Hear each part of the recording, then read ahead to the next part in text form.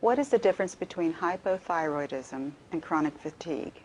Hypothyroidism is when the thyroid gland itself is underfunctioning. Okay. It's not putting out adequate thyroid hormone to meet the body's needs.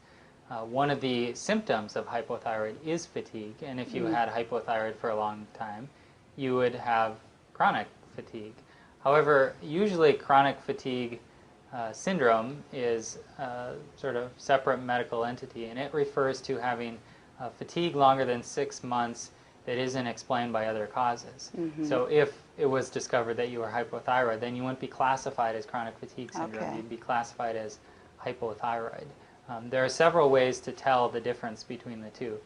Thyroid hypofunction has many symptoms, such as fatigue, weight gain, constipation, hair getting dry and brittle, your blood pressure may be going down a little bit, cholesterol going up, etc. But it also has many signs. I guess cholesterol going up would be a sign, not a symptom, but it has many signs as well, such as the thyroid starts to swell because it's having to work harder to meet the needs of the body. And the ankle reflex can be tested. So similar to how you test the reflex in your knee, you can also test the reflex of the Achilles heel, or the Achilles tendon.